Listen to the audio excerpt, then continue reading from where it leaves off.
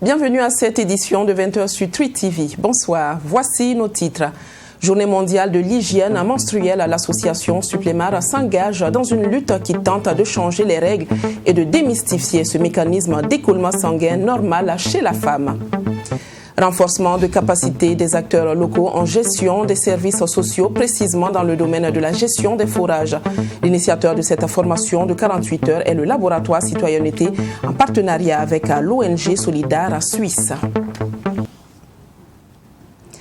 Avant de développer ces différents titres, sachez que le président du Faso Rochma Christian Kaboré a reçu en audience ce matin le ministre gambien des Affaires étrangères, de la coopération internationale et des Gambiens de l'extérieur, Mamadou Tangara, envoyé spécial du président Adama Barrow. Selon le ministre Tangara, les échanges avec le chef de l'État burkinabé ont porté dans un premier temps sur le renforcement des relations entre son pays et le Burkina Faso et dans un second sur la situation socio-politique dans l'espace CEDEAO ainsi que sur la vie de l'organisation communautaire. Écoutez l'émissaire du président de Gambie à sa sortie d'audience.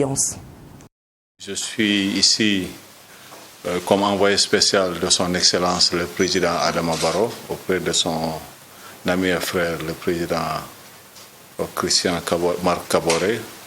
Je suis porteur d'un message dans le sens du renforcement non seulement des relations entre nos deux pays et dans le cadre des consultations régulières que nous avons entre nos deux pays, surtout entre nos deux chefs d'État qui sont de très grands amis. Donc, dans un premier temps, on a discuté du renforcement, bien sûr, des relations entre la Gambie et le Burkina Faso. Et des instructions ont été données dans ce sens par nos deux chefs d'État afin que je travaille avec mon ami et frère, le ministre Alpha Bari, pour une commission conjointe. Parce qu'il y a beaucoup de choses qu'on peut apprendre l'un de l'autre et mutualiser nos efforts pour faire face aux défis nombreux auxquels nous sommes confrontés.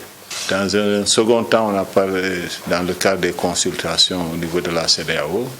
Le président m'a demandé aussi de recueillir les avis et les conseils de son frère et ami, qui a quand même beaucoup plus d'expérience que lui, sur les questions qui se posent dans la sous-région et au niveau de notre organisation commune. Le président Barrow a l'habitude de dire que l'expérience, ça ne s'apprend dans aucune université. Donc il va auprès de ceux qui ont plus d'expérience que toi pour t'enquérir des situations assez complexes pour qu'ils puissent vous guider. Et alors, c'est dans ce sens que nous sommes là.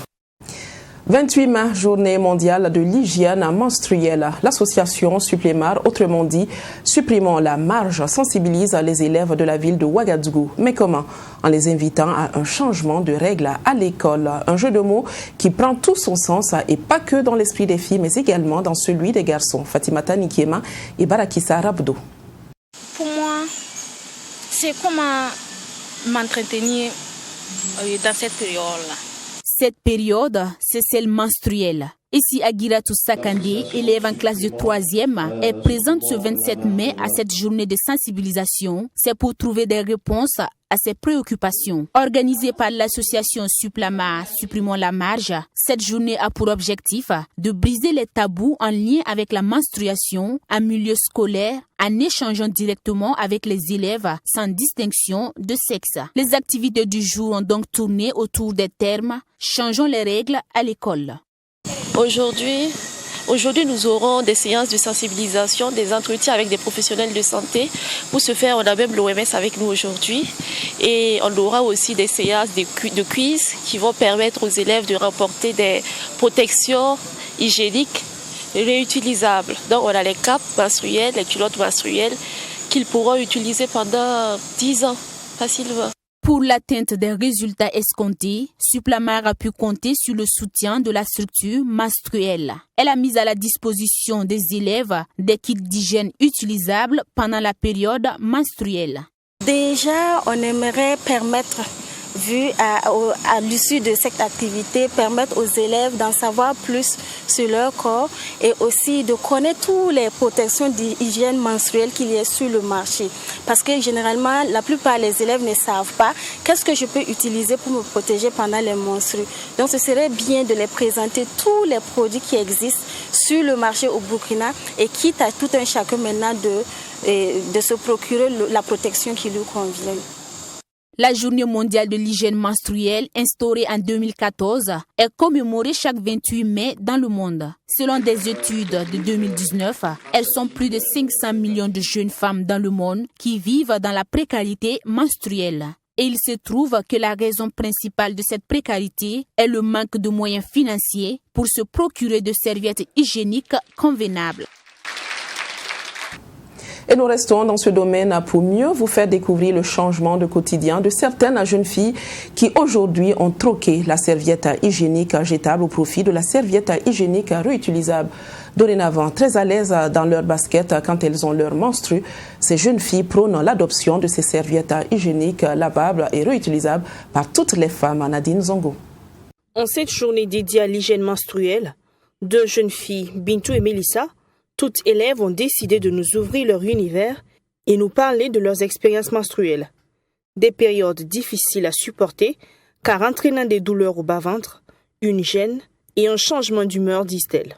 Le plus terrifiant pour elles est la peur de voir leurs jupes tachées de sang et d'être la risée de leurs camarades de classe. Expérience qu'elles ont déjà vécue d'ailleurs lorsqu'elles utilisaient les serviettes hygiéniques jetables, ont-elles regretté. Pour remédier donc à ces genres de situations, Bintou et Mélissa ont décidé de passer aux serviettes hygiéniques réutilisables. J'ai déjà eu une mauvaise expérience avec les serviettes jetables.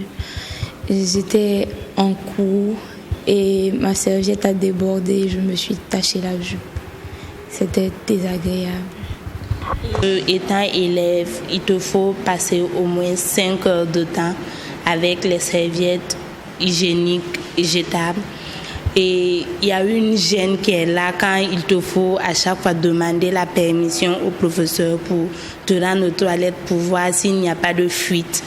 Depuis environ 2 ans, j'ai décidé de laisser les serviettes hygiéniques jetables pour me pencher vers les serviettes hygiéniques réutilisables parce que j'ai constaté à un certain moment que j'avais des bobos au niveau de l'entrejambe et aussi j'avais des douleurs atroces au niveau du bas-ventre. Et il y a la serviette hygiénique jetable qui me piquait des fois. Et l'autre avantage est que Bintou et Mélissa confectionnent elles-mêmes leurs serviettes hygiéniques réutilisables. Plus de dépenses mensuelles, plus de risques d'infection liés aux serviettes dont elles ne connaissent pas la composition. Elles doivent ce soulagement à Stéphie Cabré, promotrice de l'entreprise MyRed Lily, qui a mis au point cette pratique et l'a répandue autour d'elle. Pour confectionner en fait les serviettes, nous avons besoin de 3 matériaux. En général, premièrement la serviette qui est le côté absorbant qui permet en fait de recueillir le fluide. On a l'imperméable qui en fait empêche les fuites et on a le tissu juste pour égayer la serviette en fait. Nous avons des exemples de serviettes déjà finies ici. Ça, c'est la serviette à insert incorporé, celle qu'on faisait ensemble. Voilà. Nous mettons un bouton en fait qui permet d'agrafer la serviette sur le slip. Je vous montre comment on l'utilise. Voici un slip ordinaire. On met juste la serviette au-dessus. On passe les ailes autour et on clip. Ce clip-là permet en fait de maintenir la serviette sur le slip et donc d'éviter qu'elle bouge pour permettre les fuites. Et ce clip-là aussi aide à sécher la serviette parce que lorsqu'on l'étale sur la corde, on utilise le clip-là en fait pour la fixer, pour ne pas qu'elle bouge. Simple à confectionner selon Stéphie Traoré, mais aussi moins coûteux, pratique et écologique, surtout quand on parle d'hygiène menstruelle. Les serviettes réutilisables ont 3 avantages. Elles sont saines, c'est-à-dire qu'elles sont constituées de matériaux que nous connaissons, à savoir le coton et généralement c'est du tissu. Et donc on le lave, on sait ce qu'il y a dedans. Donc pour la santé, c'est plus rassurant. Elles sont écologiques parce qu'elles sont réutilisables et donc elles ne polluent pas l'environnement. Les serviettes hygiéniques jetables sont la deuxième source de pollution au monde selon Greenpeace. Et donc aller pour l'option réutilisable, c'est vraiment sauver la planète. Aussi, elles sont économiques parce que sur le coût l'achat, on se dit souvent 6 500, 7 500 en une seule fois, c'est beaucoup. Mais c'est quelque chose que nous utilisons pendant 2 ans. La menstruation est encore un tabou selon la promotrice de MyRed Lily, qui en ce jour dédié à l'hygiène menstruelle appelle les jeunes filles et les femmes à briser cette barrière afin de trouver les voies et moyens pour mieux vivre leur menstruation. Toutes les filles du monde ont une seule chose en commun, c'est bien la menstruation. La menstruation, c'est un processus sain. Ça montre que notre corps est en santé. Il faut en parler. Lorsqu'on en parle, on détecte les problèmes et on arrive à les solutionner. Mais lorsqu'on refuse d'en parler et qu'on cache, en fait, qu'on garde le secret, les problèmes perdurent et on met notre propre santé en danger. Donc, il faut vraiment en parler. C'est d'ailleurs l'objectif visé par la commémoration de la journée de l'hygiène menstruelle. Briser les tabous, créer un cadre de rencontre entre les différents acteurs, plaider et trouver des solutions pour alléger les souffrances de la femme à ces périodes du mois. Cette année, on célèbre pour la 7e fois la journée de l'hygiène menstruelle. En rappel, cette journée est célébrée tous les mois de mai, 5e mois de l'année, en signe de la durée moyenne des menstrues, intégrée dans un cycle d'environ 28 jours. Ce qui explique la date du 28 mai pour commémorer cette journée. Le laboratoire Citoyenneté, en partenariat avec l'ONG Solidaire Suisse, organise un atelier de formation des acteurs locaux en gestion des services sociaux. Durant 48 heures, ces acteurs recevront le B.A.B.A. pour une meilleure gestion des forages. L'atelier s'est ouvert à Zignaré hier 27 mai et concerne 3 communes de la province de Lubritanga. Compte rendu de Abdoulrahim Magnéi. À travers cette formation, le laboratoire Citoyenneté entend renforcer les capacités des structures communales dans la gestion des ressources. Il s'agit des communes de Lumbila, de Dapelogo et de Zignaré. Un accent particulier sera mis sur la gestion des ressources en eau, notamment l'entretien des forages. L'objectif est de situer les responsabilités et permettre à tous de participer à la gestion de la chose publique afin de contribuer au développement local. Il faut dire que cette formation qui concerne les structures de gestion, les organisations de la société civile, les CVD, concerne un peu la gestion des ouvrages. On voit quand même que au niveau des différentes communes, les ouvrages sont réalisés, mais il y a souvent un problème de gestion.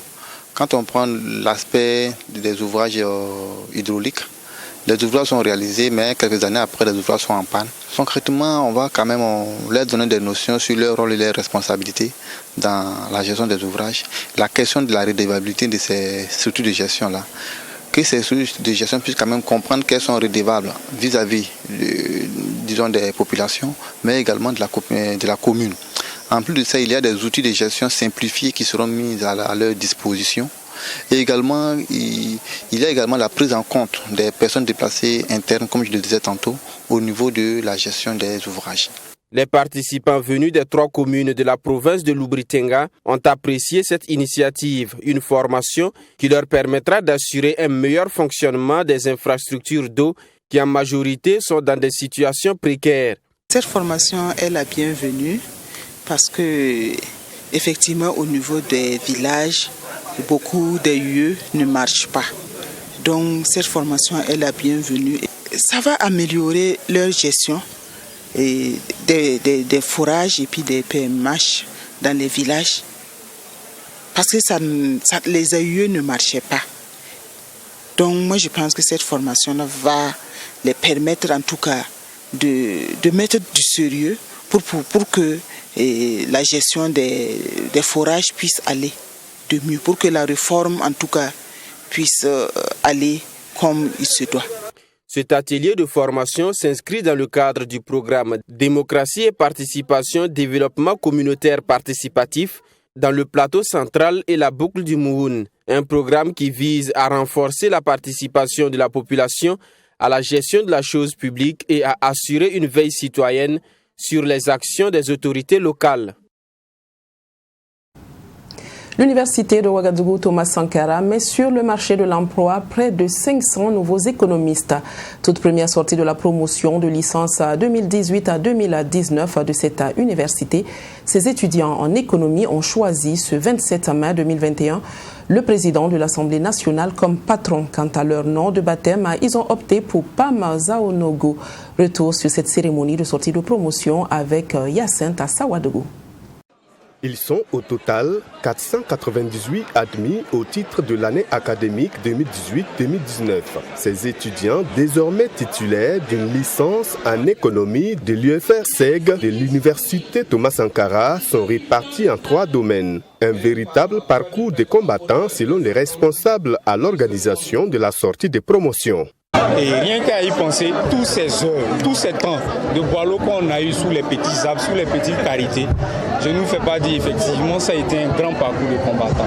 Ce n'est pas avec une grande satisfaction aujourd'hui que nous sortons, mais on a le sentiment effectivement d'un travail appliqué durant effectivement plus de 5 ans. Normalement, la licence qui était prévue pour 3 ans, mais pour pouvoir l'obtenir, on a chômé pendant plus de 5 ans. Et aujourd'hui, c'est vrai que le monde professionnel est en train de s'ouvrir à nous. Et les choses, nous savons très bien, vont être encore bien plus difficiles que ce qu'on a pu traverser datant hier. Cette première sortie de promotion a pour patron le président de l'Assemblée nationale, représenté ici par son vice-président. Ce dernier a félicité les étudiants admis et les a exhortés à se lancer sur le marché de l'emploi. Je crois qu'en tant qu'étudiants en fin de formation, nous avons d'abord féliciter les étudiants, les encourager et dire que le monde du travail, c'est notre combat, qu'il va falloir gagner. Mais notre souhait et notre conseil est que chaque étudiant doit mériter sa place, par conséquent, doit se battre.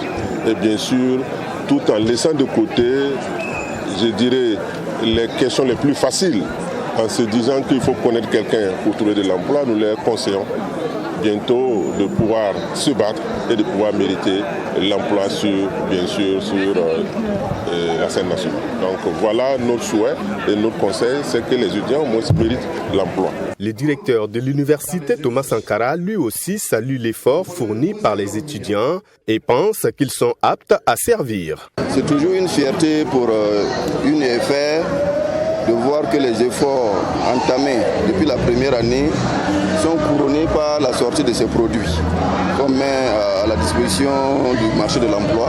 Donc c'est toujours une fierté pour nous. Nous pensons humblement que ces étudiants-là sont prêts à embrasser le marché du travail sans difficulté et sans aucune complaisance. Pour rappel, ce sont 498 étudiants titulaires d'une licence en économie, dont 86 en économie agricole et de la sécurité alimentaire, 98 en économie environnementale et du développement, 217 en économie et gestion des entreprises et organisations et 97 en macroéconomie et gestion du développement.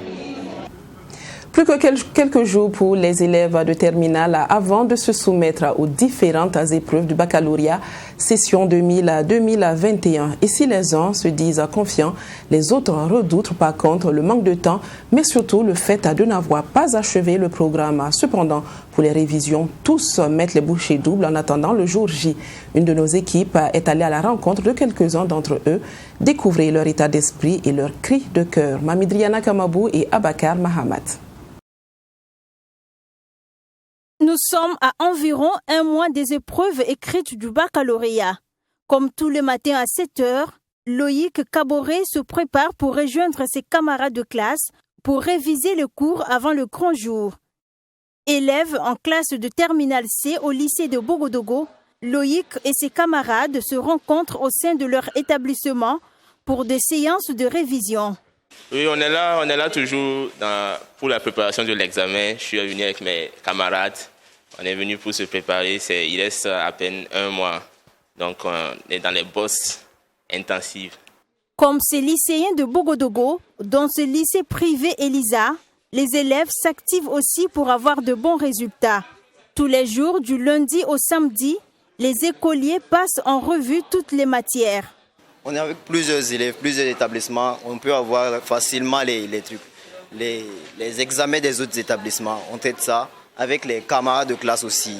On avec les camarades de classe, on traite. On n'a pas cours. On s'efforce de venir à l'école pour traiter. Aussi les maîtres de maison et tout ça. Les cours d'appui, on cherche à voir un peu les documents partout, ici et là, pour pouvoir combler un peu le vide qu'on n'a pas. Les élèves du lycée de Bogodogo n'ont pas pu achever leur programme scolaire. Cela est dû, selon eux, au mouvement d'humeur et aux affrontements qui ont eu lieu ces derniers mois suite aux nouvelles réformes. Au vu de cette situation, ces élèves de Terminal C ont développé des initiatives pour rattraper les heures de cours manquées. En groupe de 6, ils revisent les cours au moins 10 heures par jour. On a des groupes de travail en fonction des zones de chacun. Ceux qui sont plus proches, ils font des groupes de travaux entre eux. Et aussi, bon, comme c'est la terminale C, c'est une classe qui est vraiment pas facile. Mais nous, les élèves de la terminale C, on est déjà préparés psychologiquement. Donc même quand on n'a pas terminé, même si on n'a pas terminé le programme pour l'instant, comme on est déjà prêt psychologiquement, dans la tête, on est déjà posé, quoi. Donc ça fait qu'on est prêt, quel que soit ce qui vient, on est préparé à toute éventualité. Et si le programme n'a pas pu être exécuté dans son ensemble au lycée de Bogodogo, les professeurs du lycée privé Elisa ont achevé par contre leur programme. Les élèves de cet établissement se disent prêts pour les examens. J'ai bossé, je me suis donné à fond, avec mon groupe de travail bien évidemment, parce qu'on ne peut pas réussir seul. Et je suis avec un groupe de travail, on travaille ensemble, et quand on descend à 18h, on bosse ensemble jusqu'à 21h comme ça. Et les cours d'appui aussi, ça se passe bien. Les professeurs viennent, les élèves partent au tableau. Là-bas même, je dirais que c'est encore mieux, puisque les professeurs se soucient en fait des problèmes de chaque élève. On essaie de voir où il faut arranger, où il faut parfaire pour que ça aille. Et en ce qui concerne les réformes en cours dans le système éducatif qui continuent de faire débat, ces élèves en classe d'examen ont également leur lecture. Et les arguments diffèrent d'un élève à un autre. On ne va pas dire qu'on est d'accord par rapport aux réformes, mais on pense que si le ministre a décidé de faire ça, c'est qu'il y voit aussi un avantage pour nous. Donc on ne peut que suivre, c'est l'État et on suit l'État. Donc moi je soutiens ceux qui font cela, mais on ne doit pas le faire avec la violence. Nous sommes au pays des hommes intègres, il faut faire les choses pacifiquement et parler en fait. En fait, on relance une mauvaise image en fait, des élèves du Burkina. En fait. C'est ce qui me gêne un peu dans cette histoire de manifestation-là. Au regard de la situation et le peu de temps qui reste avant les épreuves du baccalauréat, ces élèves interpellent le gouvernement et l'association des élèves du secondaire de Ouagadougou à Ezo à trouver un terrain d'attente pour le bien des élèves. Nos programmes ne sont pas encore achevés alors qu'il reste 1 mois. Et étant donné que vraiment nous sommes en terminale, c'est difficile pour nous. Voilà, d'aller à l'examen comme ça, sans avoir fini le programme, quoi. C'est comme aller à l'abattoir. Voilà, donc nous interpellons le gouvernement afin de trouver un terrain d'attente entre nous élèves, vraiment pour résoudre notre problème là. C'est notre préoccupation actuellement. On lutte, mais depuis là, on n'a pas eu de résultats concrets. Et l'année scolaire est presque déjà terminée, il y a les examens qui s'approchent. Donc le seul conseil que je peux leur donner, c'est de se ressaisir, d'arrêter de gréver, de faire tout pour terminer leur année scolaire brillamment. Parce que les grèves, ça finit jamais. Mais l'examen, ça passe. Et quand tu rates ton examen, c'est vraiment très difficile de te rattraper par la suite. Pour rappel, les épreuves sportives du baccalauréat commencent le 7 juin prochain. Et quant aux examens pratiques et oraux, ils se tiendront du 19 juin au 24 juillet 2021. L'association Tafé Vision a organisé le 27 mai à Zignaré une cérémonie de pitch de 10 projets de films dénommés Écrire au féminin. Cette activité a la particularité, comme son nom l'indique, de présenter des projets venant que de filles formées par l'association elle-même. Tafé Vision a bénéficié du soutien de la coopération suisse et de celui du Fonds de développement culturel et artistique. Abdoulrahim Magnini. Après 1 mois de formation en écriture de scénarios, les 10 stagiaires de l'association Tafé Vision, tour à tour, passent devant les autorités et autres acteurs du monde du 7e art pour présenter leur projet de film. L'objectif de l'exercice est non seulement de chercher à parfaire leur scénario, mais surtout de susciter l'adhésion des acteurs et espérer un accompagnement pour la réalisation de leur projet. C'est deux jeunes qui s'aiment qui sont amoureux et qui veulent se marier. Mais il se trouve que quand le monsieur est allé dans la famille de la jeune fille pour le mariage, on lui dit qu'ils sont formellement interdits de se marier selon la tradition de la fille. Donc moi, mon projet s'appelle Homme de foyer, qui relate l'histoire de Leila, une jeune dame célibataire sans enfant et qui est cadre d'entreprise. Mais elle est stigmatisée parce qu'elle est célibataire à cause de son statut matrimonial. Donc elle est humiliée, insultée, dénigrée et harcelée. Mais néanmoins, elle va rester brave. Pour cette édition, le thème retenu est le vivre ensemble avec un accent particulier sur les problèmes dans les cellules familiales. Et à travers les différents projets présentés, ces femmes abordent les problèmes qui entravent le vivre ensemble dans la société. Dans cette formation-là, c'est que les femmes puissent dire ce qu'elles pensent de la femme au cœur de la cohésion. Qu'elles puissent dire, on va dire, leur part de l'histoire. Qu'elles puissent dire ce qu'elles ressentent. Pour elles, quelles peuvent être les solutions ou bien quelles peuvent être leurs contributions à cette promotion du vivre ensemble. Les autorités présentes ont félicité l'initiative qui, selon elles, permettra de toucher du doigt les mauvais comportements et sensibiliser par la même occasion les populations pour garantir le vivre ensemble. Donc nous attendons en tout cas de ce type d'atelier et sur ce thème qu'il y ait une diversité de vues et une consolidation de notre appréhension sur certains comportements qui sont de nature à déstabiliser la communauté ou à déstabiliser la famille, pour ne pas dire l'individu lui-même. L'association Tafé Vision a été créée en 2016.